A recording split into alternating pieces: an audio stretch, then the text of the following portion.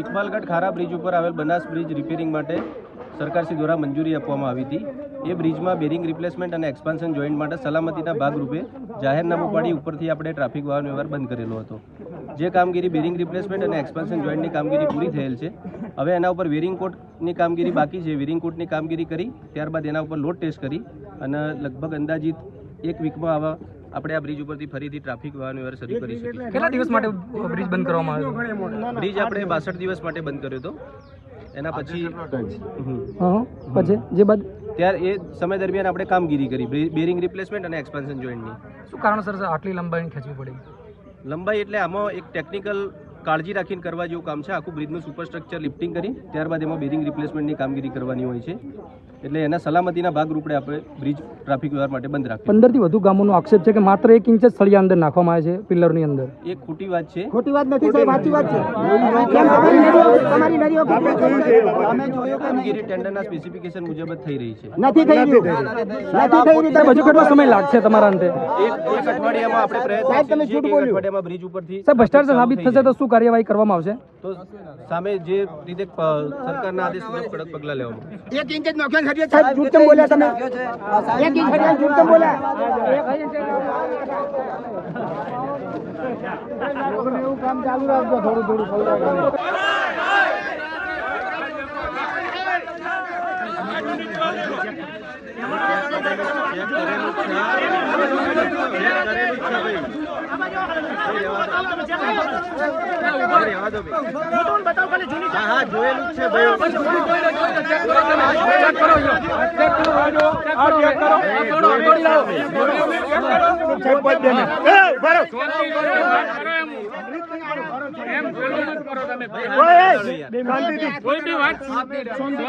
બધા જવાબ આપ્યા કે નહીં આપ્યા તમે જે પૂછ્યા ચાલુ કરવામાં પણ તમને કહું તો જ્યાં સુધી લોડ ટેસ્ટ ના જાય ત્યાં સુધી આ બ્રિજ આપણે ખુલ્લો ના કોન્ટ્રાક્ટર બોલાવી શકો।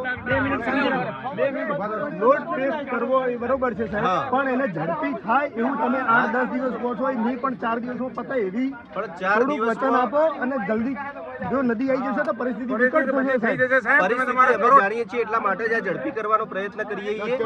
વેરિંગ કોટ કર્યા પછી એના ઉપર લોડ ટેસ્ટ તમારે કામ અમને કોઈને પ્રજાને કોઈ ખબર નથી। એટલા બાર આવી અમારે વિરોધ આજ દિવસ સુધી તમને કોઈને પ્રજાએ કે કોઈ પત્રકારે કે કોઈએ તમને હેરાન કર્યા? કોઈ હેરાન કરવાની વાત જ નહીં ના, તો પછી હેરાન કરવાની વાત નહીં સાહેબ। એક એક હરિયા ગાલે ઓર્ડર રજૂ કરો, ફક્ત એક જ ઓર્ડર માંગો, દિવસો નહીં ઓર્ડર પર ગાડીના હંગાત હોય ને ભાઈ હશે હવે ચાલુ કરવાનું કરો સાહેબ, ચાલુ કરવાનો તમને કીધું મેક્સિમમ 7 આજે મેં તો નહીં ગાય બ્રો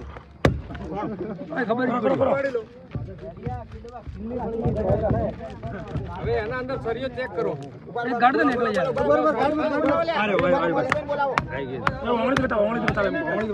બધા વચ્ચે એક પત્રો નહીં રે ભાઈ। ઓ કેમિકલ જો હે મોય બતાડો ઓલા ઓલા કેમિકલ ને હરિયો જો મોય બરો બરો જોઈ જા હરિયો જો હે કેમિકલ હા પણ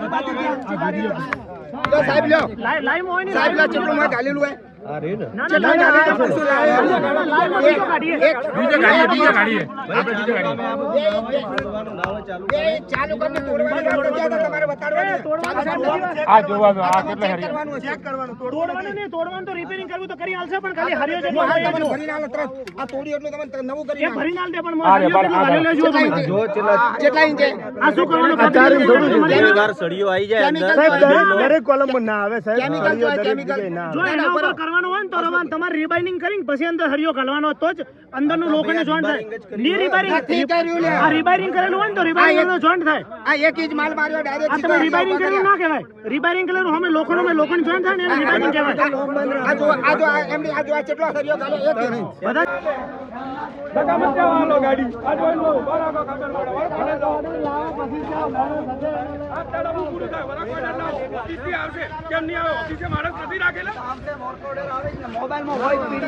મોબાઈલમાં પીડીએફ કરાવે ને, આપણે નથી જોઈતું આખું। તમે ભ્રષ્ટાચાર કરીને એટલે સળિયા ગાલો છો, એવું હે એવું તો છે।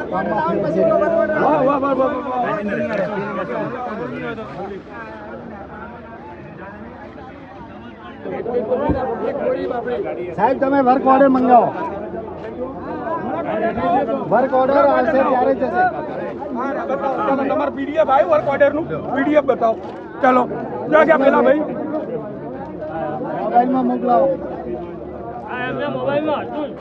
મોબાઈલ બોલાવો. હતું મોબાઈલમાં પેલા કાકા ક્યાં ગયા? પેલા કાકા ક્યાં ગયા? આ જોઈ લો, મુકેશભાઈ. વર્ક ઓર્ડર આવ્યો હવે. લો બતાવો આ વર્ક ઓર્ડર. આ હવે કેમ આવ્યો વર્ક ઓર્ડર?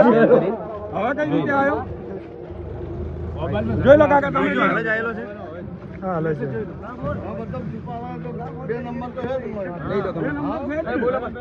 પણ સાઈડનું ફિઝિફિકેશન તો નહીં હોય ને? એ સ્પેસિફિક અંદર કહું તો ઓફિસ આવવું પડે એમ. પેલું છે, હા ટેન્ડરની જાહેરાત જ છે. મારી વાત વર્ક ઓર્ડર આખો અલગ વર્ક ઓર્ડર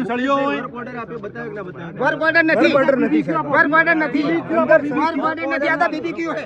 આપણે બીબીક્યુ જોઈએ, સળિયાની ડિઝાઇન હોય.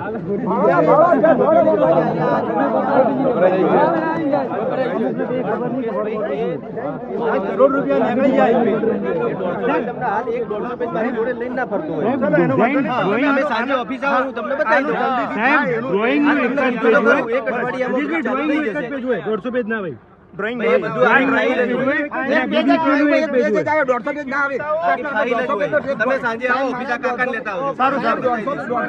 મારું કહેવાનું એક થાય છે કે જ્યારે આ ચોમાસાનો ટાઈમ આવી ગયો, 4 મહિનાનો ટાઈમ આવી ગયો છે, ચોમાસું નદીમાં ચાલુ થઈ જશે, પબ્લિકને આવવા જવામાં ખૂબ તકલીફ પડશે અને છોકરોને ભણવામાં બહુ તકલીફ પડશે. તેના માટે સર્વત્ર આપણે અંડરબ્રિજ નીચે થઈને જવું પડે, ત્યાં પાણી ભરાઈ જાય છે, તો અહીંયાને બાળકોને જવા માટે ભણવામાં ખૂબ તકલીફ થાય છે. એના માટે એ લોકો પુલ એક તો ઝડપથી ચાલુ કરે અને કામગીરી બહુ ખરાબ અંદર સાઈડમાં જે પિલ્લર ભરાય છે એમાં ખરાબ કરી છે, સરિયા 1 જ ઇંચ નાખ્યા છે, તો રૂબરૂ એને કામ સારું કરી અને સરસ રીતે થાય એવી રીતના કામ અમે ગામ લોકો માગણી કરીએ છીએ.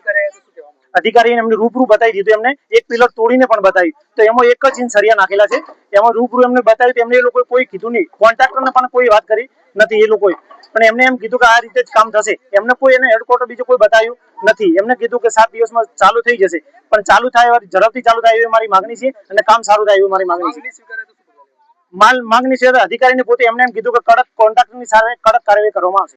રજૂઆત એક જ હતી કે 62 દિવસ માટે કામ બંધ કરવામાં આવેલું તો ઇકબાલગઢથી ખારા બનાસ નદીનો બ્રિજ, જેને 62 દિવસ પૂર્ણ થયા છતાં ફરી 30 દિવસનું એક્સટેન્શન આપવામાં આવ્યું, પણ છતાં આજ દિન સુધી કામ પૂર્ણ થયું નથી. જેથી કરી અને અમે આજુબાજુના 500 માણસો દ્વારા રજૂઆત કરવામાં આવી અને એ રજૂઆતને ધ્યાને લેતા અમને મૌલિકભાઈ પટેલને બોલાવેલા. મૌલિક પટેલ હાજર રહેલા RNB માંથી, અને જે કોન્ટ્રાક્ટરની બેદરકારી એમના આગળ અમે રજૂ કરી અને કોન્ટ્રાક્ટરને એ લોકો થોડુંક છાવરવાની પ્રયત્ન કરી રહ્યા હતા, પણ છતાં બી એમને મૌખિક ઠપકો આપ્યો છે. હવે લેખિતમાં તો શું આપે છે એ, અને સળિયા કે જે પ્રોટેક્શન દિવાલના સળિયા 1 ઇંચ થી 1.5 ઇંચ અંદર નાખી અને ડ્રિલિંગ કરી અને ઉપર માલ નાખી દીધો છે, જેથી કરી અને કોઈ વાહનની ટક્કર લાગશે, કોઈ બાઇકની ટક્કર લાગશે, કોઈ માણસ ટેકો લઈને ઉભો રહેશે તો એ પ્રોટેક્શન દિવાલ નદીમાં પડશે અને મોટું સંકટ ઊભું થશે.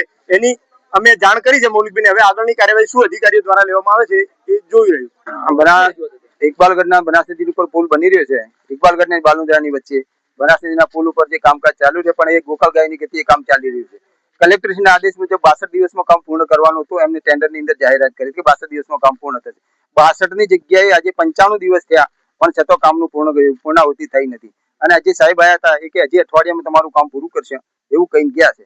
અને જે અહીંયા કામ ચાલુ રહે, આજે આમ જનતા પબ્લિક 500 થી 1000 માણસો આજે પુલ ઉપર આવ્યા હતા, એમને જોયું કે પુલની સાઈડો બને છે, એમ કે સાહેબ કેટલા ઇંચ સરિયા નાખ્યા, એટલે કે 6 ઇંચ, અને અંદર કેમિકલ ભર્યું. જ્યારે એક પુલ તોડીને એમને બતાવ્યું તો એ સરિયો 1 ઇંચ થી 1.5 ઇંચ જ હતો અને કોઈ કેમિકલ કશું હતું નહીં. એટલે સરકાર સાહેબશ્રીને કહેવાનું થાય કે આ કામ યોગ્ય કરે, એવું ટેન્ડરને લગતું કામ કરે એવું સારું, અને તાત્કાલિક પૂરું કરે એવી.